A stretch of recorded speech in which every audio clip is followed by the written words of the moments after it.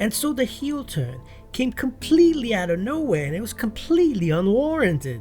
Could you not right now? Not all of us have caught up. And then they just give the whole kingdom to Bran. If it was me, I'd definitely do something a little bit more. Oh my god, no one cares!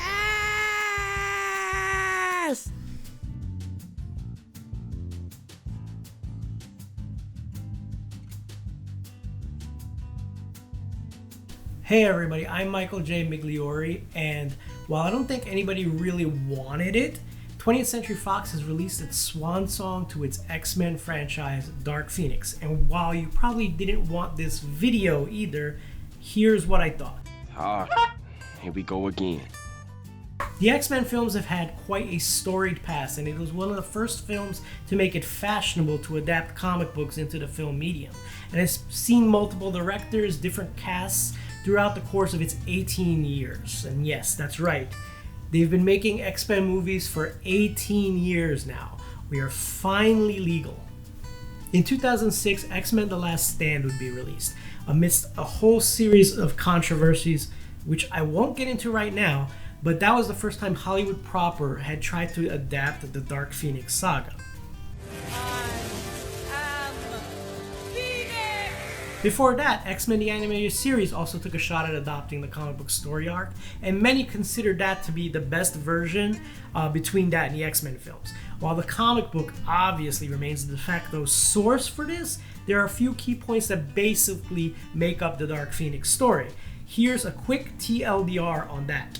The X-Men's resident super psychic Jean Grey has been possessed of a great cosmic power called the Phoenix Force.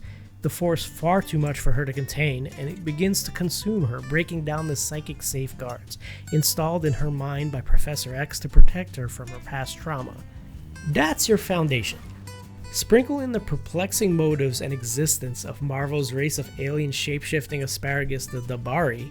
The death of Mystique throw Magneto back into the conversation, and a secondary arc about Professor X's increasing god complex, and boom, you've got 20th Century Fox's last-ditch effort to remain relevant in a cinematic legacy that they helped create. It's a last-ditch effort because during the production of Dark Phoenix, Disney and Marvel Studios were in the process of reclaiming the rights to the X-Men properties, essentially making this the last X-Men film they would release.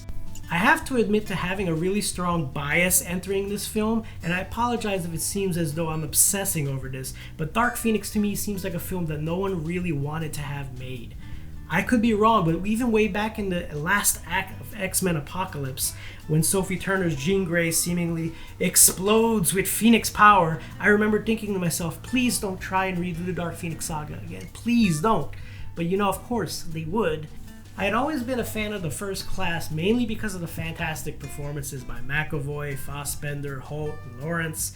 But in the last two films, you could see them starting to lose their grip on the writing of what made the first few really good. And that is something that is incredibly obvious in this one. With this, you find like both extremes of how the writing could be, where you have like some witty dialogue delivered by the veteran cast in Fassbender, McAvoy, and Holt. But then you have borderline unwatchable dialogue by some of the other stars like Sophie Turner and Jessica Chastain.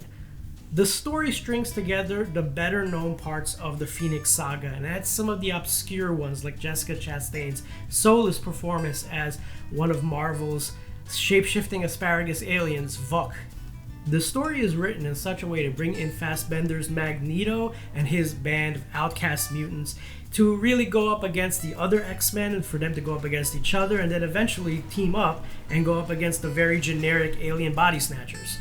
And this film would be X-Men Origins levels of unwatchable if it wasn't for the core cast desperately holding things together with their performances and the only other real redeeming aspect of the film, which is the mutant action. There's something pretty special about the action in this film, surprisingly. The big appeal of superhero teams like the X-Men are the unique powers that they all possess and how they incorporate them into their combat and all their superheroics. The X-Fu really sets itself apart in this one, and it's frustrating how dynamic a lot of the action can be while the rest of the film is just so incredibly dull. In the end, this film just left a bittersweet taste in my mouth. You almost feel sorry to see the last of the First Class trudging their way through this film. I'm happy that they will never be asked to suffer through another one of these uninspired X films, but at the same time it makes me sad to never again see them reprise these roles that they so wonderfully brought to life. So if you're feeling compelled to say goodbye to X-Men's First Class and 20th Century Fox, maybe go and enjoy some of the mutant on mutant action. Just don't set your expectations up really high. Or if you rather see a more definitive depiction of one of the X-Men's greatest stories, I suggest giving the old animated series a watch. At least until the mouse decides to pump some more money into this 10 years from now and resurrect Phoenix again. I am Phoenix! Until then, flame on!